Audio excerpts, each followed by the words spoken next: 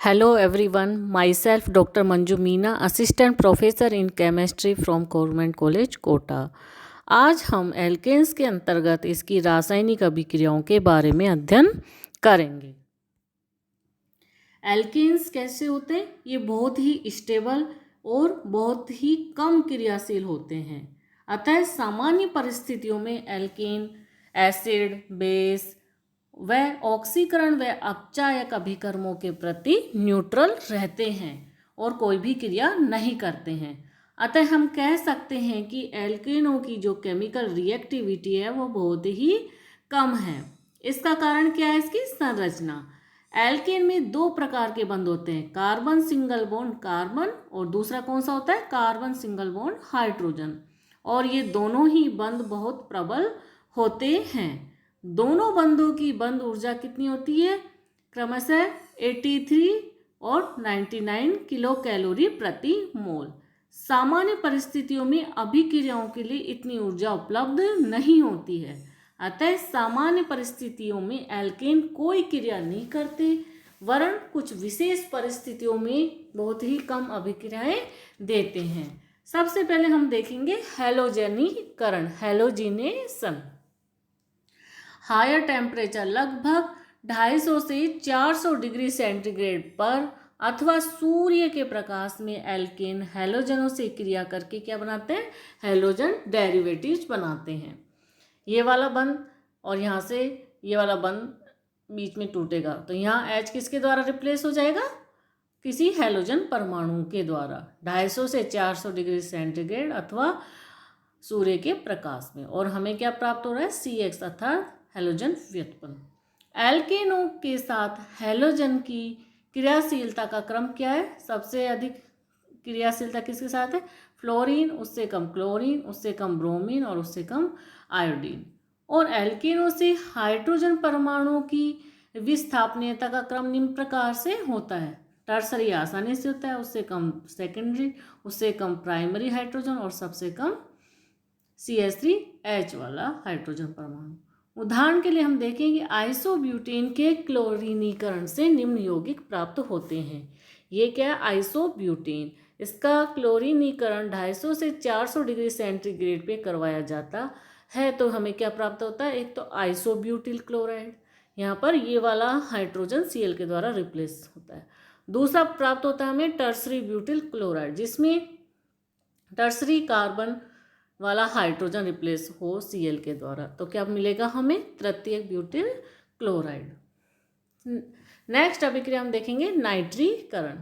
Hydrogen परमाणु का nitro समूह द्वारा विस्थापन नाइट्रीकरण कहलाता है। उच्चतर एल्केन नाइट्रिक अम्ल के साथ गर्म करने पर क्या प्राप्त होते हैं? Nitro alkene. एन हेक्सेन है, उसका नाइट्रिक एसिड HNO3 के साथ क्रिया करवाते हैं तो यहाँ से वाटर मॉलिक्यूल निकल जाता है और नाइट्रोहेक्सेन प्राप्त होता है। आजकल वाष्प अवस्था में भी नाइट्रीकरण करवाया जाता है, जिससे कि निम्नतर एल्केनों का भी नाइट्रीकरण संभव हो पाया है। जैसे एथेन है, उसका नाइट्रीकरण 400 डिग्री सेंटीग्रेड में करवाया जाए तो क्या प्राप्त होता है हमें?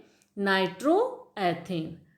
उच्च ताप पर एल्केनों का पार्शियली बंध में क्लीवेज होता है, जिससे कि नाइट्रो एल्केनों का मिश्रण प्राप्त होता है।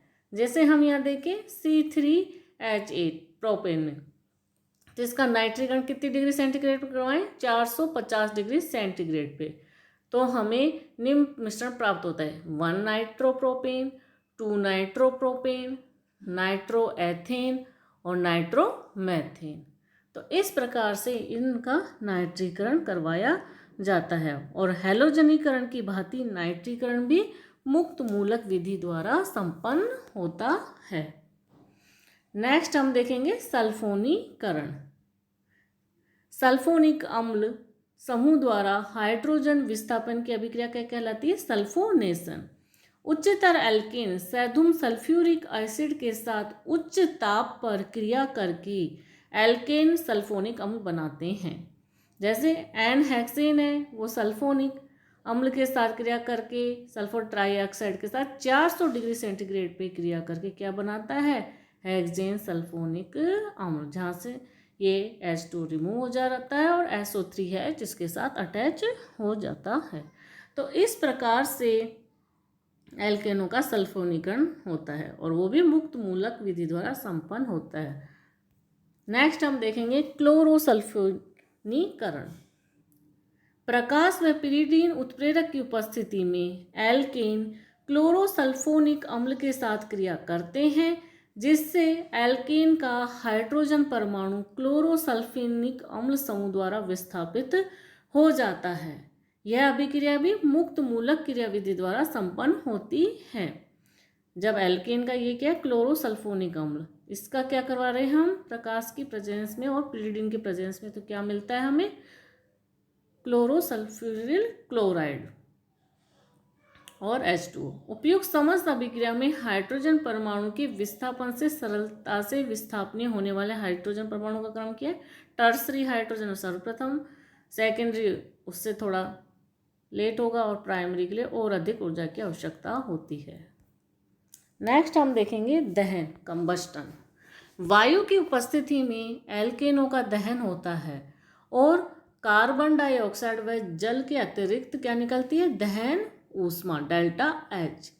हमारे जो खाना बनाने वाली गैस के जलने से भी यह क्रिया संपन्न होती है और इस निकली हुई दहन ऊष्मा से ही हमारा भोजन पकता है।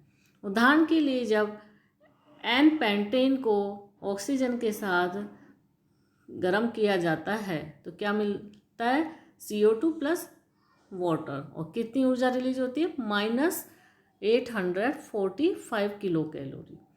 किसी हाइड्रोकार्बन के पूर्ण दहन में उसका सारा कार्बन तो किसके रूप में निष्कासित होता है, कार्बन डाइऑक्साइड CO2 के रूप में, जबकि उसका संपूर्ण हाइड्रोजन वाटर मॉलिक्यूल के रूप में मुक्त होता है। इन दोनों यौगिकों के बनने में ऑक्सीजन प्रयुक्त होती है, अतः किसी एल्केन के पूर्ण दहन के लिए कितनी मात्रा में ऑक्सीजन गैस प्रयुक्त होती है, इसी आधार पे हम उस एल्केन की पहचान कर सकते हैं।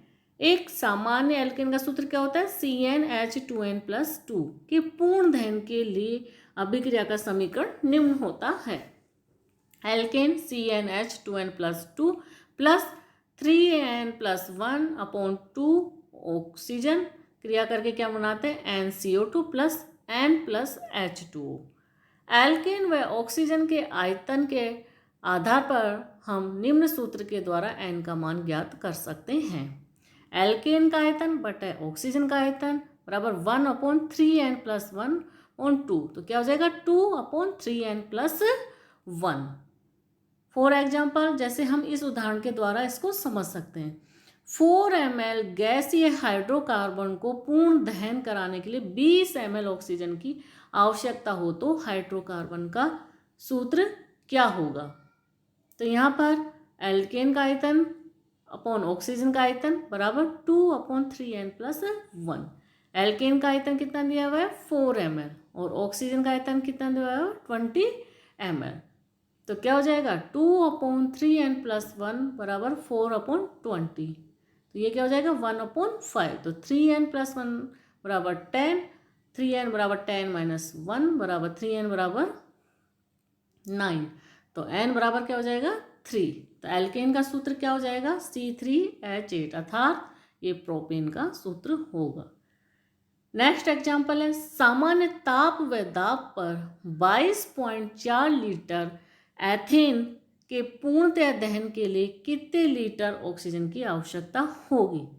तो एल्केन का आयतन कितना दे रखा है, 22.4 लीटर। ऑक्सीजन का आयतन हमें निकालना ही है, तो 22.4 बटे ऑक्सीजन का आयतन बराबर 2/3n। n का मान क्या हो जाएगा एथेन के लिए 2।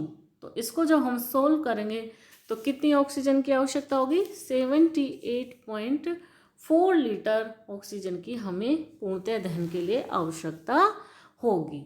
तो इस प्रकार से हम किसी भी यौगिक के अंदर एल्केन व ऑक्सीजन के आयतन के आधार पर n का मान निकाल सकते हैं, और यदि n का मान दिया हुआ हो तो एल्केन और ऑक्सीजन के आयतन को भी हम निकाल सकते हैं। नेक्स्ट अभिक्रिया देखेंगे, तापीय अपघटन या भंजन, पायरोलिसिस या क्रैकिंग। उच्च ताप पर 400 से 600 डिग्री सेंटीग्रेड पर एल्केनों को यदि गर्म किया जाता है तो वे अपघटित होकर निम्नतर हाइड्रोकार्बन बनाते हैं और इस अभिक्रिया को हम क्या कहते हैं? तापीय अपघटन कहते हैं। पायरोलिसिस मीन्स पायरो अग्नि, लिसिस यानी टूटना। उदाहरण के लिए प्रोपेन का पायरोलिसिस निम्न प्रकार से होता है। जब प्रोपेन को हम उच्च ताप पे गर्म करते हैं तो किस में कन्वर्ट होती है? प्रोपीन में, हाइड्रोजन में, एथीन में, मेथीन में। इस प्रकार से उसका तापीय अपघटन होता है। यदि अभिक्रिया में उत्प्रेरक जैसे कि क्रोमियम, वैनेडियम या मोलिब्डेनम के ऑक्साइड का उपयोग किया जाए तो CH बंध विदलन उत्प्रेरित होता है और उससे क्या मिलता है? हमें एल्कीनों का निर्माण होता है। जबकि silica, alumina, zinc oxide carbon carbon बंध विदलन को प्रेरित करते हैं जिससे कि निम्नतर एल्कीन व एल्केन का मिश्रण प्राप्त होता है। तो हमें ये ध्यान होगा कि रखना होगा कि कौन से उत्प्रेरक का क्या कार्य है। यहाँ पर जैसे कि हमने देखा क्रोमियम, वैनेडियम और मोलिब्डेनम के ऑक्साइड तो क्या कर रहे हैं? CH बंध विदलन को प्रेरित, जबकि उत्प्रेरक सिलिका, एल्यूमिना, जिंक ऑक्साइड किसको करते हैं? कार्बन कार्बन बंध विदलन को प्रेरित करते हैं। अब हम देखेंगे आइसोमराइजेशन या समावयवीकरण। सीधी श्रृंखला युक्त एल्केनों को यदि निर्जल AlCl3 व HCl अथवा निर्जल एल्यूमिनियम ब्रोमाइड HBr के साथ उच्च दाब 35 एटमॉस्फेरिक प्रेशर पर यदि 200 डिग्री सेंटीग्रेड पर गर्म किया जाए तो वे समावयवीकृत होकर साखित एल्केनों में समावयवीकृत हो जाते हैं। जैसे एनहेक्सेन है, इसको यदि हम एल्यूमिनियम क्लोराइड व HCl के साथ 200 डिग्री सेंटीग्रेड ताप व 35 एटमॉस्फेरिक प्रेशर पे गर्म करें तो क्या प्राप्त होता है? 2 मेथिल पेंटेन में कन्वर्ट हो जाता है, 3 मेथिल पेंटेन में कन्वर्ट हो जाता है। इस अभिक्रिया का क्या उपयोग है? पेट्रोलियम इंडस्ट्रीज में उपयोग होता है। यदि किसी एल्केन में टर्सरी हाइड्रोजन परमाणु हो तो वह एसीटोन से अभिक्रिया करके टर्सरी अल्कोहल बनाता है। अभिक्रिया सांद्र H2SO4 की उपस्थिति में संपन्न होती है। ये क्या? आइसोब्यूटेन और ये एसीटोन आपस में सांद्र H2SO4 की प्रेजेंस में क्रिया करके क्या बना रहे हैं? 2,3,3 ट्राईमेथिल 2 ब्यूटेनॉल बनाते हैं। और यदि 6 अथवा इससे अधिक कार्बन परमाणु वाले एल्केनों को उच्च दाब पर उत्प्रेरक कौन से? क्रोमियम ऑक्साइड व एल्यूमिनियम ऑक्साइड के साथ गर्म किया जाए तो एरोमेटिक यौगिक बनते हैं। जैसे हम यहाँ देखें, ये क्या है? एनहेप्टेन। इसकी किसके साथ क्रिया करवाई जा रही है? क्रोमियम ऑक्साइड्स के साथ या एल्यूमिनियम ऑक्साइड के साथ। कितने डिग्री सेंटीग्रेड पे? 600 डिग्री सेंटीग्रेड पर 15 एटमॉस्फेरिक प्रेशर पर। तो हमें क्या प्राप्त हो रहा है? एरोमेटिक यौगिक टॉलुइन। तो इस प्रकार से एल्केनों का समावयवीकरण संपन्न होता है। अब हम इसकी देखेंगे ऑक्सीकरण या ऑक्सीडेशन। एल्केनों का जो ऑक्सीडेशन है, इनका दहन जो कि हमने प्रीवियस स्लाइड में किया है।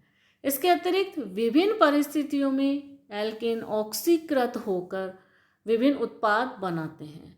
यदि एल्केनों को हम धात्विक उत्प्रेरक की उपस्थिति में उच्च ताप व उच्च दाब पर यदि जलाएं तो उनका क्रमशः ऑक्सीकरण होकर क्या बनते हैं? अल्कोहल, एल्डिहाइड और एसिड बनते हैं।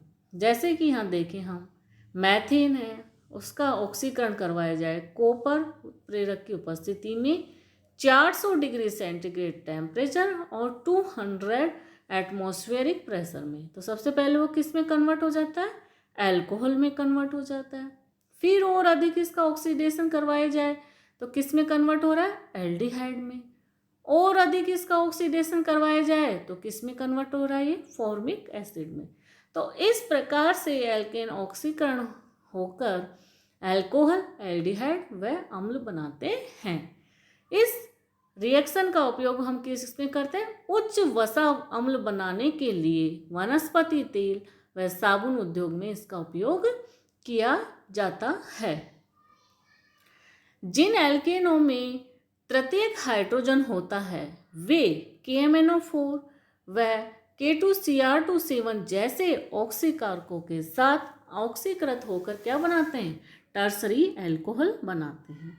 यह है आइसोब्यूटेन और KMnO4 की प्रेजेंस में यदि इसका आइसोब्यूटेन का ऑक्सीकरण करवाया जाए तो हमें मिलता है टर्सरी ब्यूटिल अल्कोहल। तो इस प्रकार से एल्केनों की रासायनिक अभिक्रियाएं संपन्न होती है और इसकी सबसे महत्वपूर्ण अभिक्रिया हैलोजिनेशन, जिसका कि हम नेक्स्ट वीडियो में अध्ययन करेंगे। Thank you.